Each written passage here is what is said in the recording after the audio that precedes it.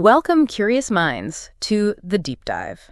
Today, we're diving into something pretty incredible, really fundamental, the journey of parenting young children. It really is an amazing journey. Absolutely.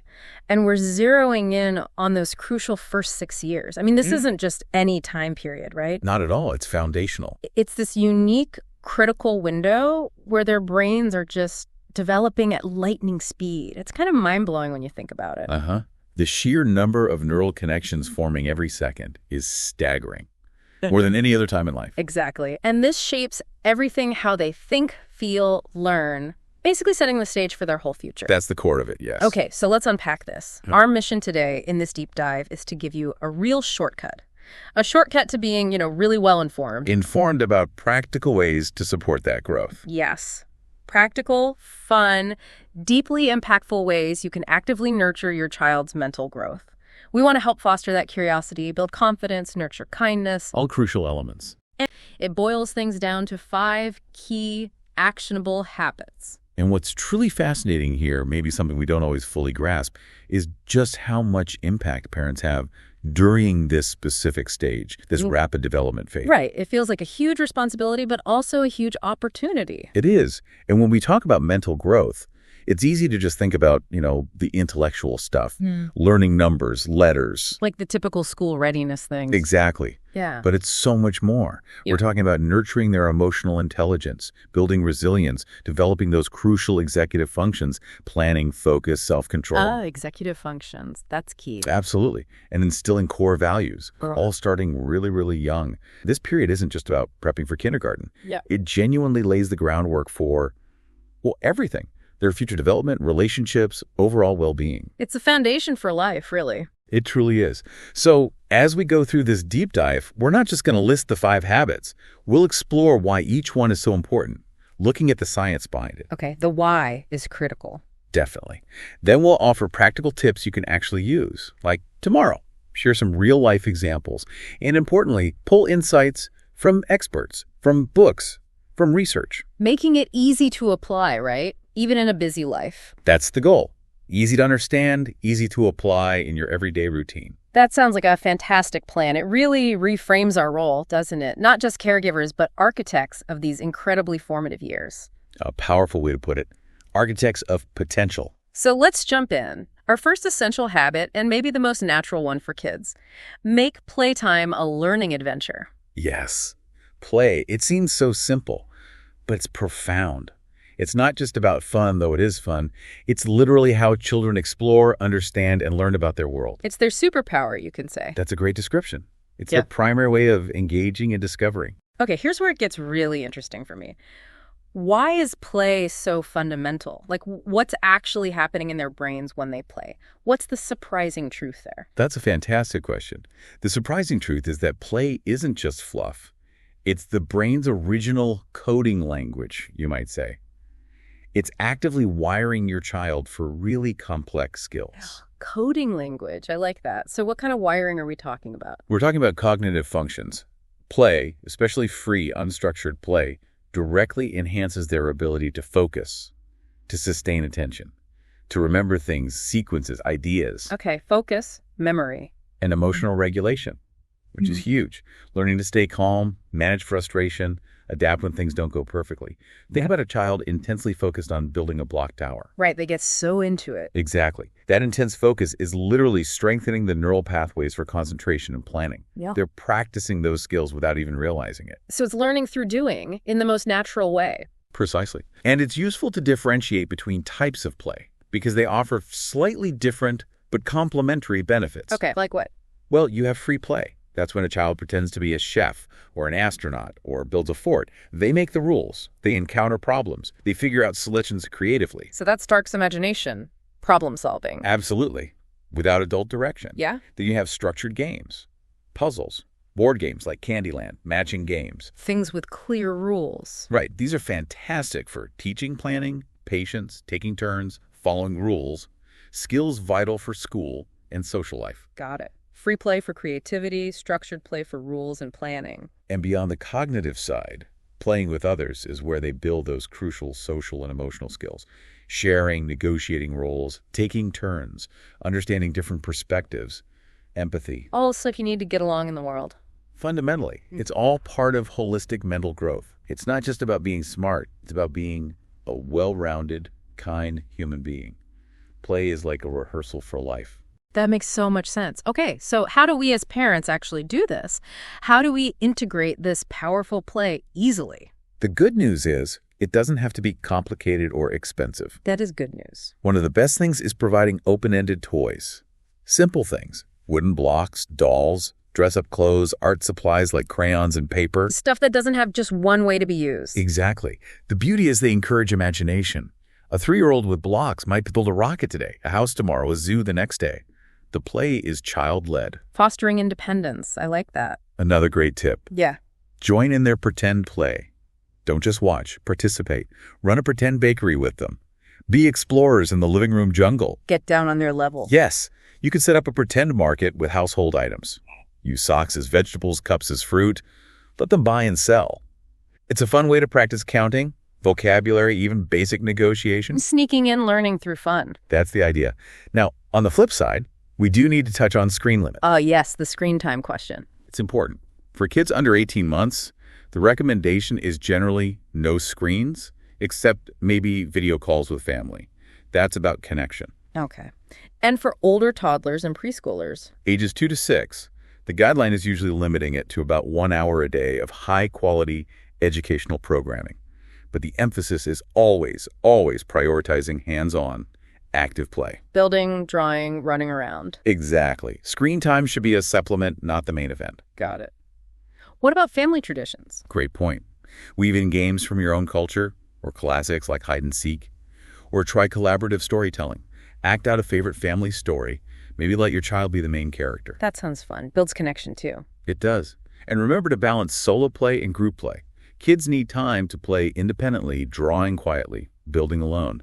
That fosters self-reliance. But they also need interaction. Right. Playing with siblings or friends teaches cooperation, compromise, empathy, those crucial social skills learned in real time. Okay, solo and group. Makes sense. Any other practical tips? One really simple, effective one. Toy rotation. Toy rotation. Tell me more. Just swap out some toys every few weeks.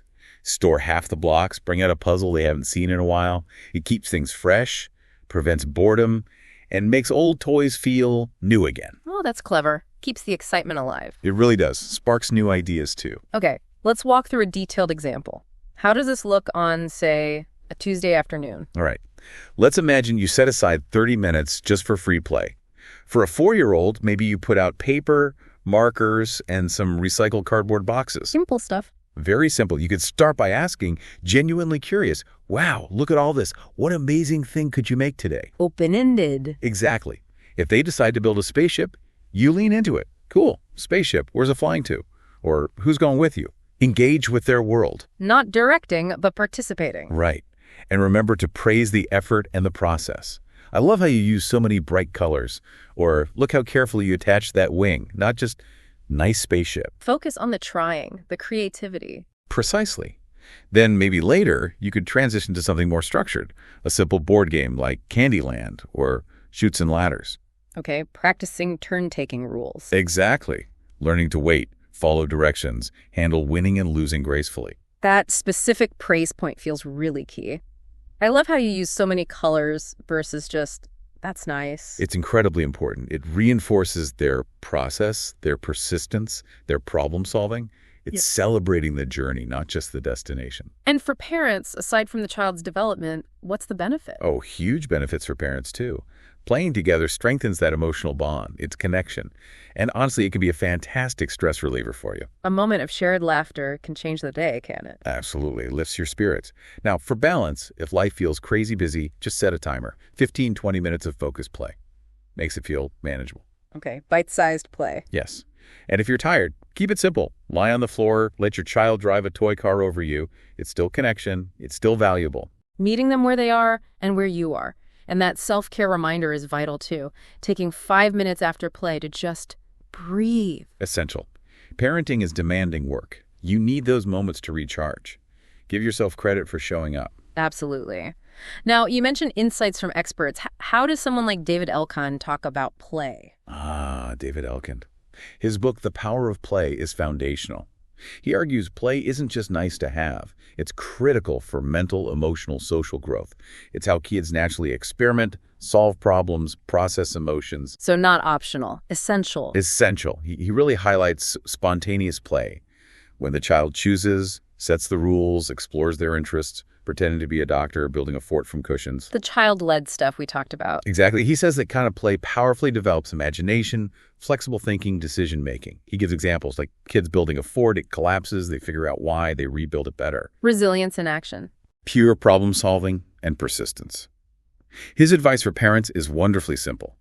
Provide simple props, boxes, scarves, natural objects, and avoid overscheduling. Give them space and time. Yes. And he warns against too much adult-directed play. Constant coaching, fixing things, it can actually stifle independent thinking and confidence. That's a crucial point. Let them figure it out sometime. Precisely.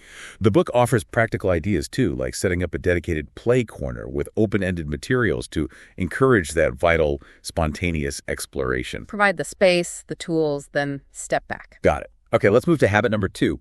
Talk, read, and sing every day, immersing them in a language-rich world. Yes. This one is so foundational, and the why goes deep into brain development. Tell us about that. How does hearing words literally build their brains? Well, hearing lots of different words in these early years literally helps build strong, intricate neural connections. Think of it like wiring a house for electricity. The more connections, the more robust the system. Wow. So language is like the wiring. It lays the groundwork for comprehension, reasoning, memory. Books, songs, conversations, they expand vocabulary, improve listening skills, and spark that all-important curiosity. It fuels their desire to learn more. Exactly. And something really interesting here is the bilingual advantage. Ah, yes, families speaking more than one language. If that's your family, it's a huge cognitive boost. Research shows bilingual kids often have better flexible thinking, stronger problem-solving skills. They're constantly navigating different language systems. It's like a constant brain workout. It really is a fantastic advantage. Okay, so the brain science is compelling. How do we make this language immersion easy and joyful in daily life? Again, simple things work best. Daily story time is huge. Just 15-20 minutes with colorful picture books. Like The Very Hungry Caterpillar or Goodnight Moon? Classic. Perfect examples. But don't just read. Make it interactive. Point to pictures. Ask questions. What do you think happens next? How is the character feeling? Get them thinking, predicting, empathizing. Yes. Another easy one, narrate your day. Talk about what you're doing. Even mundane stuff. I'm stirring the soup. See the carrots floating. For a toddler, it's like a fun word game, building vocabulary constantly. Making the everyday a learning opportunity. And sing. Songs and rhymes are amazing. Itsy Bitsy Spider, family lullabies. The rhythm and repetition help words stick. It builds phonological awareness, understanding sounds and words, crucial for reading later on. Okay, story time, narrating, singing. What about those endless why questions? Embrace them. Each why is gold. Answer simply, engagingly, maybe you turn it back to them. Why is the sky blue? That's a great question. It's about sunlight and air. What else do you see that's blue? Value their curiosity, keep the exploration going. Exactly. And for bilingual families, use all your languages. Read and sing in both, or all three. It helps them learn faster, think differently. It's a gift. Reinforcing that advantage. Absolutely. Finally, just make conversations fun. Turn bath time into a chat about what floats. Name colors while getting dressed. Keep the language flowing naturally. Okay, let's paint that picture again. I'll walk in the neighborhood. Instead of just walking, point things out. Look at that shiny green leaf. Then ask your 3-year-old, what else is green? Can you find something else green? Active observation. Engages their focus. Right. Bedtime reading. Make Brown Bear interactive. Make the animal noises together. A big bear growl, a little bird tweet. Immersive and fun. They'd love that. And if you are bilingual, try reading it in both languages, maybe alternate pages. Makes it an exciting game, reinforces both languages. Great idea. And the benefits for parents here. Oh, these moments are so cozy. Reading, singing. It boosts your mood, strengthens that connection. It's shared joy, shared intimacy. It's about the relationship, too. Definitely. For balance on busy days, integrated into routines, sing while cooking, read a super short book during snack time or in the car.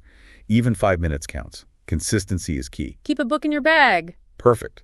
For those waiting moments, every little bit adds up significantly over time. And the self-care reminder, be kind to yourself. Absolutely. If you miss a day, it's okay. Progress, not perfection. And hey, Audiobooks are great too. Still, rich language exposure gives you a break. Find what's sustainable. Good point. Okay, let's bring in another expert. Jim Trelease and the Read Aloud Handbook. What's his core message? Trelease is all about the power of reading aloud. His core message, it builds vocabulary, sparks imagination, fosters empathy, and cultivates a lifelong love of reading simply by exposing kids to rich language and stories. A love of reading is priceless. It really is. He shares research showing kids read to regularly have much better language skills by age 6. It correlates with academic success later, regardless of background. Wow, and he emphasizes interactive reading, too. Hugely. Reading where the wild things are, pause, ask questions. What would you do if you were Max? Why do you think the wild things look scary but act friendly? Spark discussion. Make them think deeper. Yes. He also recommends rhythmic, repetitive books for younger kids. Chicka Chicka Boom Boom, Dr. Seuss. The patterns help with sound recognition, a precursor to reading. Practical tips, too. Loads. Read during meals, keep books everywhere, and he provides extensive lists of age-appropriate book recommendations. It's a real treasure trove for parents. Fantastic resource. Okay, habit number 3. Help your child solve problems. The brain workout. exactly. This strengthens their mental muscles. Problem solving teaches planning, thinking ahead, strategy, And persistence, right, not giving up easily. crucially, persistence. Learning to keep trying even when things are hard or they make mistakes. That grit is vital for everything in life. How do seemingly small things contribute? Like choosing a toy. Even simple choices. Do you want the red cup or the blue cup? Build their sense of independence and confidence. They learn their choices matter. Empowering them early. And everyday tasks are hidden learning opportunities. Sorting laundry, stacking Tupperware, figuring out how blocks fit together. These are all problem solving in action. Seeing the learning in the mundane. Yeah. Okay, easy tips to foster this. Start with simple puzzles. 10, 20 pieces for a 4-year-old. Matching games are great too. Can you find the matching elephant? Builds visual discrimination, matching skills. Yes. Offer choices throughout the day. Yogurt or fruit. Play outside or read a book. Simple decisions build those muscles. Okay, choices. What else? Ask fun, stimulating questions. While they're building, how can we make this tower even taller without it falling? Get them thinking creatively. Turn chores into games. Sorting socks by color, stacking bowls by size, teaches organization, patterns, early math, Making it playful. and encourage trial and error. This feels huge. It is. If a puzzle piece doesn't fit or the tower falls, don't jump in. Say, oops, okay, what else could we try? Or that piece didn't work, let's find another one. Normalize mistakes as learning opportunities. Precisely. Teach persistence, resilience. Mistakes aren't failures, they're data. Love that. Mistakes are data. What about what-if games? Great for creative problem solving. What if we tried to build a bridge out of straws? What if we made a boat from paper? Would it float? Let them experiment, even if it fails. The process is the learning. Okay, let's visualize this. Stacking cups. Right. Give a 4-year-old plastic cups. Build the tallest tower. It falls. Instead of fixing it, say, awesome try. Whoa, what could we do differently this time? Maybe suggest a wider base. Guide their thinking. Then maybe play a memory game with cards. Lay out pairs face down. When they find a match, cheer the effort. Wow, you remembered where that was? Your memory is getting so strong. Again, praising the effort, the skill being built. Exactly. It builds that internal motivation, that growth mindset. Yeah. And it's rewarding for you to see those little wins. And keep activities short, 10, 15 minutes. Good idea, especially for younger kids. Avoids frustration, keeps it fun, and use household items. Saves time, money, encourages resourcefulness. Right. And the self-care piece. Breathe if you get stressed. Yes. If you feel impatient watching them struggle, take a deep breath. Remember, you're nurturing vital skills. It's okay if it's not perfect. The effort matters. Okay. How does this connect to Ellen Galinsky's Mind in the Making? Galinsky focuses heavily on executive function skills, planning, focus, self-control, working memory, problem solving. She argues these are crucial for success in school and life. The brain's management system. Pretty much. And she says kids develop these through simple, everyday challenges. Sorting toys by color teaches categorization. Figuring out a puzzle builds spatial reasoning and planning. Simple activities, profound impact. Exactly. She suggests games like Simon Says for self-control or treasure hunts. Find 3 red things for planning and working memory. Fun ways to build those skills. And her huge emphasis, like we said, is praising effort. You worked so hard on that puzzle, not just you finished it. fosters persistence, that growth mindset. So important. Her research shows kids with strong executive functions by age 6 do better academically, socially, and handle challenges more confidently. It really sets them up. Wow. Mistakes as stepping stones. Love it. Okay. Habit 4. Teach your child about feelings. Emotional intelligence. Yes, the emotional superpower.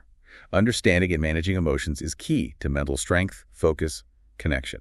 Why is this so critical? Well, knowing how to handle big feelings, anger, sadness, frustration, helps kids stay calm, avoid those overwhelming meltdowns. Or at least navigate them better. Right, and being able to name emotions, I feel happy, I feel mad, helps them express themselves clearly, constructively, instead of hitting or yelling. Gives them the words. Exactly, and talking about feelings naturally weaves in family values. Kindness, empathy, gratitude, discussing a sad character in a book. How does he feel? How could we be kind? Connecting feelings to values. Okay, practical tips for emotional literacy. Name their feelings. When they're upset, verbalize it calmly. You seem really frustrated right now because that toy broke. Let's take a deep breath. Helps them connect the feeling to the word. Validate their experience. Yes. And show your feelings helpfully. Model it. Mommy's feeling a bit stressed, so I'm going to listen to some quiet music for a few minutes. Shows them adults have feelings too, and healthy ways to cope. Powerful modeling. Use books specifically about feelings. Todd Parr's The Feelings book is great. Pause. Discuss the characters. Why is she feeling shy? Makes it relatable, less direct. Practice thankfulness. At bedtime, what made you smile today? A simple ritual builds positivity, gratitude. I like playing with Leo.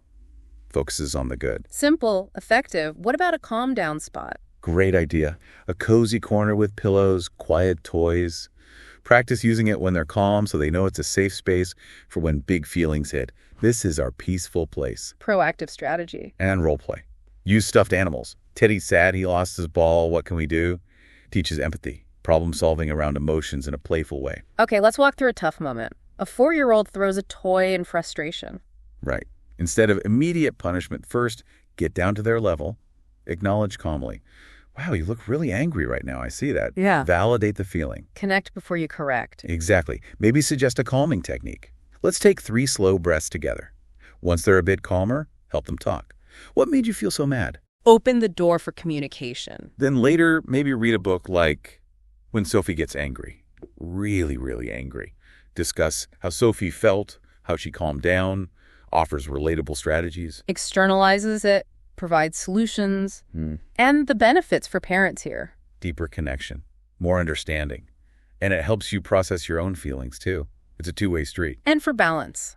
If you're overwhelmed by a tantrum, It's okay to step away for a moment to regain your own calm if the child is safe. Taking that pause helps you respond patiently, which models the behavior you want to see. crucial modeling, and self-care, journaling. Yes. 5 minutes to jot down your feelings, reflect. Models emotional self-awareness, shows them emotional health is important for everyone. Okay, connecting this to John Gottman and raising an emotionally intelligent child. What's his approach? Gottman talks about emotion coaching. It's a 5-step method to help kids identify and manage emotions, building emotional intelligence. What are the steps? First, notice the emotion. Beware. Second, see it as an opportunity to connect, not an inconvenience. Third, listen actively and validate their feelings. I see you're upset. Make them feel heard. Crucial. Fourth, help them name the feeling, give them the vocabulary. Fifth, help them solve the problem or cope. Guide them towards constructive solutions. So validate first, then problem solve. Yes. He says, simply acknowledging the feeling, I see you're frustrated because your tower fell, makes kids feel understood and actually reduces tantrums. Validation is powerful. Extremely. He shares stories, like a parent helping a child name frustration during a puzzle, then suggesting a break. Teaches self-regulation. Practical in-the-moment coaching. And the long-term impact. Kids who get this coaching handle emotions better by age 6. They focus better, solve conflicts better, have stronger friendships. The book even gives scripts like, it's okay to feel sad, let's find a way to feel better. Incredibly valuable framework. Okay, 5th and final habit. Create a fun, curious environment. Yes, the stimulating home. Filling it with interesting things keeps their brain active, engaged through their senses, eager to learn. Why does the environment spark growth? Because seeing, touching, hearing new things helps the brain make connections, like building that intricate puzzle piece by piece. A curious environment naturally encourages questions, fostering that love of learning. And it doesn't need to be fancy, right? Absolutely not. Everyday items, spoons, leaves, fabrics can spark just as much exploration as expensive toys. It's about resourcefulness, seeing the potential in the ordinary. Love that. Okay, easy tips for an engaging environment. Set up a learning spot or exploration station, a corner, a shelf. Rotate books, puzzles, art supplies weekly to keep it fresh. Maybe a magnifying glass and leaves 1 week, colorful fabrics the next. Keeps novelty high. Explore outside. Nature is the best classroom. Point out flowers, bugs, clouds. Ask, what do you hear? Enhances observation, sensory awareness. Get them noticing details. Play music and dance. Different genres. Clap to the beat, march around. Helps rhythm, coordination, auditory processing. Joyful movement and learning. Keep play areas simple, uncluttered. Too many toys can be overwhelming. Fewer open-ended toys encourage deeper, more focused play. Less is more sometimes. Definitely. Sensory activities are fantastic. A bin with rice, beans, water, sand. Add scoop small toys. Ask, what does it feel like? Builds neural connections. Engaging multiple senses. And most importantly, celebrate curiosity. Respond positively to why. Great question. Let's find out together. Look it up, experiment. Show them learning is exciting. Fuel their wonder. Okay, let's make a sensory box. Easy. Shell a bin, dry rice, spoons, small safe toys like plastic animals. As they explore, ask, what can you find? Prompt descriptions. Is it smooth? Does it pour fast? Simple, engaging. You could even use colored rice for extra fun. Or collect different leaves on a walk, maple, oak, smooth ones. Talk about shapes, textures, botany in the living room. Bringing nature indoors. Benefits for parents. It could be a creative outlet for you. And it's so rewarding seeing their excitement, their aha moments.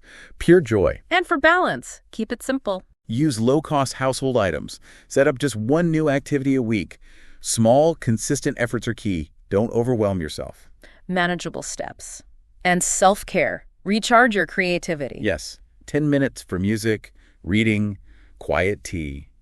Replenish your own wellspring so you can be that imaginative, present parent. Makes sense. How does this link to The Whole Brain Child by Siegel and Bryson? They explain how a stimulating environment helps integrate the brain, engaging both the logical left side and the creative right side. Balancing the brain. Exactly. Sensory activities, playing with sand, smelling flowers, touching textures, build neural connections, improve focus, emotional regulation. Mindful activities, too. Yes, like listening quietly to birds on a walk. Teaches kids to notice their surroundings, be present. They also stress keeping environments calm, not overstimulating, for safe exploration. Calm allows for focus. And they offer the connect and redirect strategy. First, connect with their emotion or excitement. Wow, that leaf is cool. Then gently redirect or guide them. Let's see if we can find another one like it. Fosters curiosity and emotional balance. Connect, then guide. Powerful. Okay, let's bring it all together. 5 habits. How do they work as a whole? They really weave together beautifully. So play sparks creativity and teaches teamwork. Right, and talking, reading, singing, builds words, ideas, brain wiring for language. Problem solving makes their brain flexible, resilient. Teaches them to handle challenges, learn from mistakes. Understanding feelings helps them stay calm, connect with others, build empathy. Vital for relationships and self-regulation. And a curious home keeps them excited to learn and explore through their senses. It all works together for that holistic mental growth. Okay, so for parents listening, feeling maybe a little overwhelmed but inspired, what are some empowering final tips? First, start small. Please, don't try everything at once. Pick one habit. Reading for 10 minutes at bedtime. Stick with it. Build slowly. One small step. Second, be consistent. Regular routines provide security, enhance learning. Predictability helps their brains absorb information. Consistency over quantity. Often, yes. Third, involve the family. Grandparents, siblings, cousins. Share the load, build connections, offer diverse experiences. Make it a team effort. Fourth, remember, praise effort, not just results. I love how hard you tried. Builds resilience, motivation, that crucial growth mindset. Focus on the process. And finally, celebrate your wins. Did you read a story today? Listen patiently. That's a victory. Acknowledge your efforts. You're doing amazing work. Those are fantastic grounding reminders. And for parental well-being. Stay patient. Some days are hard. Try again tomorrow. You're planting seeds for growth. It takes time. Be kind to yourself. Connect with others. Parenting groups, online forums, you are not alone. Share tips. Find support. Community matters. Take breaks. Yeah. Seriously. 15 minutes daily just for you. Read, stretch, sit quietly. A rested parent is a more present parent. It's essential, not selfish. Fill your own cup. And reflect on your values, kindness, curiosity. Weave them into these habits. Makes parenting feel more meaningful, aligned. Connecting actions to deeper purpose. Beautiful. So, weaving these habits in, it's about giving kids tools to grow smart, strong, happy. Building stronger bonds, creating lasting memories. Setting them up for life. It's a big job, but doing it with love. That's what matters most, right? Absolutely. Love and intention go a long way. This raises an important question then, doesn't it? A final thought for our listeners. Yes. How will applying even one of these habits today, maybe in a small way, shift your perspective on your child's incredible potential for growth? Not just for now, but for their entire life. What a powerful question to reflect on. And if folks want more resources. A few good ones. The Khan Academy Kids app is fantastic, free educational games for ages 2 to 6. Great app. Websites. 0 to 3, 0to3.org. Research-based, easy-to-understand tips. Really reliable. Good resource. Communities. Look for local playgroups, parenting classes, or online forums like parenting subreddits. Connection helps. And libraries. Don't forget your local library. Story times, activity kits, often free and wonderful hubs of learning and community. Excellent suggestions. Thank you so much for diving deep with us today. This has been incredibly insightful. My pleasure. It's such important work parents are doing.